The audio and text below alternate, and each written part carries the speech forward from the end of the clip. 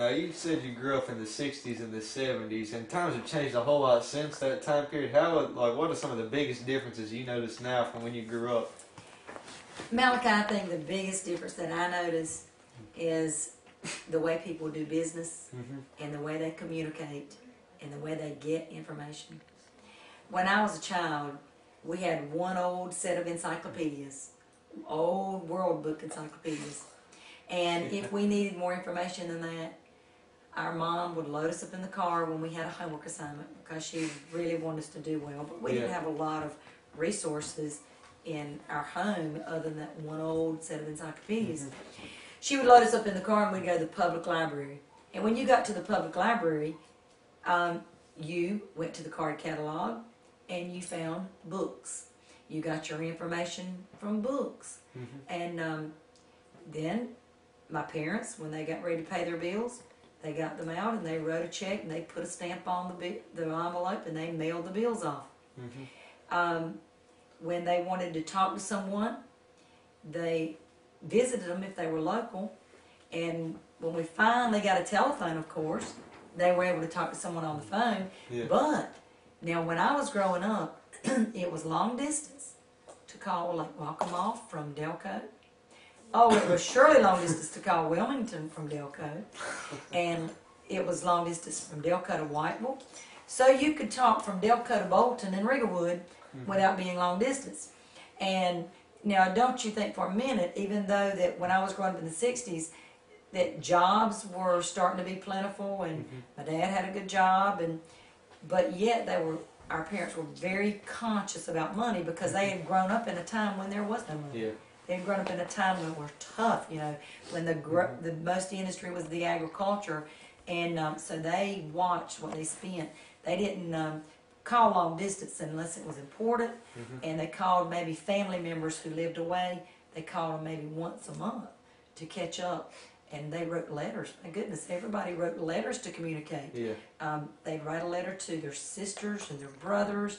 My mother had a sister in England, and she would write her a letter.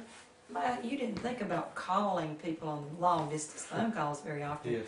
And now I look at the way I get information. Of course, I love books. I really love books, being in the school business, and I've always loved books. But most people don't get their information by going to the encyclopedias, nor even going to the public library. Now we have access to the World Wide Web at our fingertips. We can get all the information you want. You can get any encyclopedia article. Look at Wiki. I mean, everything you ever want to know, more than you want to know, and now you got to decipher what's legitimate and what's valid and what's good information.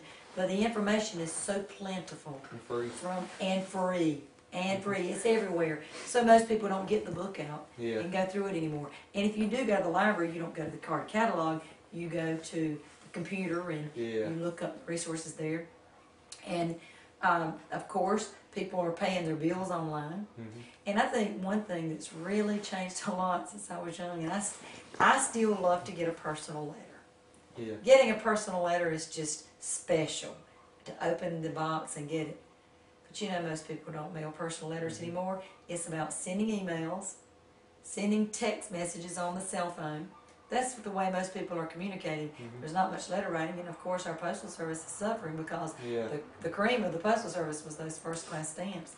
And now with people paying their bills online and communicating online, the first-class postage is not being used as much, and it's affected the Postal Service economy, which in turn is affecting us because they're closing post offices down, and you know, you're so affected by these things. But I guess that's the greatest change that I've seen, is the communication with the web, cell phones. Heavens, when I was young, if you had a dime or a quarter, you could put it in the payphone if you could find a payphone when you were out. And now, I mean, even the youngest children walk around, they all have cell phones. Anywhere you are, cell phone's ringing, you can pick it up and talk. So the communication, access to information, purchasing from all over the country. You get on the World Wide Web, it's nothing.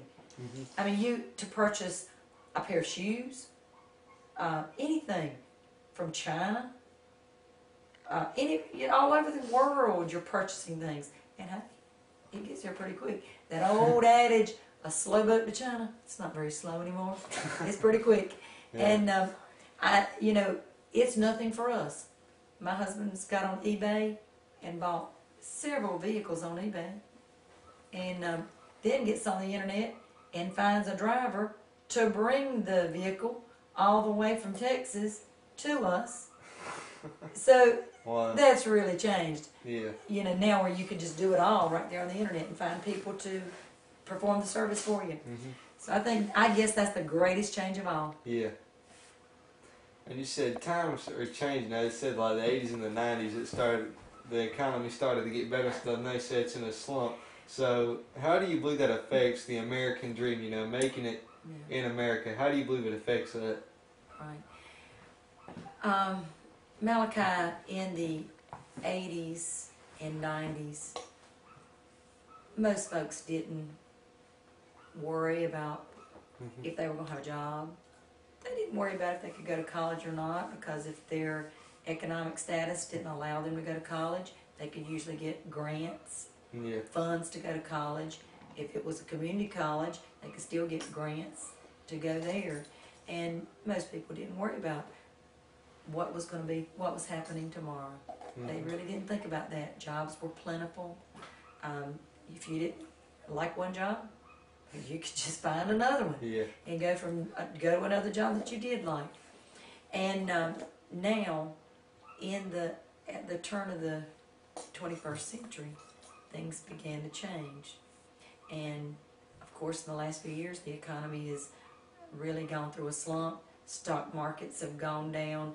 And I think what's really crushing is so many people, when those times were booming, invested everything they had into the stock market. Many people lost everything they had. And that really affects a person's stability of mind, even when you start to lose all that you've gained. And people are worrying now. They are starting to think now, well, can I ever find a job? Yeah. Will I find one? The unemployment rate is high. People are starting to worry about what's going to happen tomorrow? What's going to happen next year? Will I ever be able to get a home, or can I keep the home I've got? Or if I lose my job, or for those who have already lost their jobs, they've lost their homes. And there is a fear among people like I've never known it to be. A fear of not knowing what is going to happen tomorrow. Will I be able to get an education? Will I have the opportunity to go to college?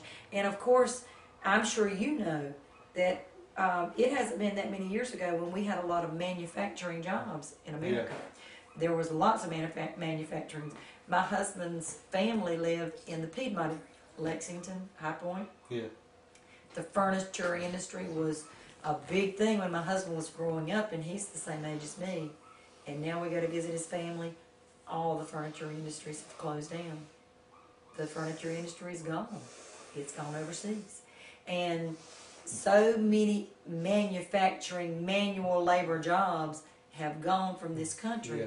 And now the jobs that that employers are mostly looking for are people who are very well trained, skilled, high tech. But it takes education and training to get those jobs. And people are wondering, well, where can I get the money to go to school to get trained? And there's a lot of fear now with the unknown, what tomorrow holds, and to get back on your feet again. So from what you've seen, and experienced in your life, what traits, and characteristics do you believe constitute being an American? Malachi, I said it in the beginning, and I say it again. The greatest thing about being Americans is the freedom that we have. The freedom to choose in so many ways. We choose our lifestyles.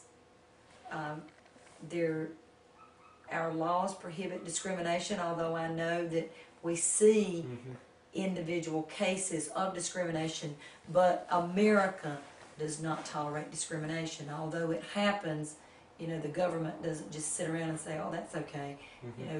There Everybody has rights. Yeah. Everybody has rights. And of course, we as Americans, sometimes we start to feel like, well, why do certain people have rights? It infringes upon another. But I don't think any of us, if we really got down to it, would want to forfeit the rights that we have as Americans. And we wouldn't really want our rights to be taken from us. Yeah. The freedom to speak. Other countries, you would never be able to speak freely, to speak your mind. In America, we can speak freely. We can speak against the president. We can speak against the government. And you're not going to be thrown into prison for it. And, you know, even though we disagree, and that disheartens us for people to do it, I don't think any of us would want to give up the freedom of speech, because if we did, it would start to affect areas in which we didn't want to be prohibited to speak. The freedom to worship, just as you please. The freedom to be who you want to be. The freedom to move from one place to the other. The freedom to go to school, even though there's some folks still have a fear right now about the economy. But we still have a free public education. And every child in America is given the privilege to get a free, appropriate public education. Free busing to get there, transportation. Free lunches if they need it. And still the opportunity to go to college with grants available or loans that you can pay back.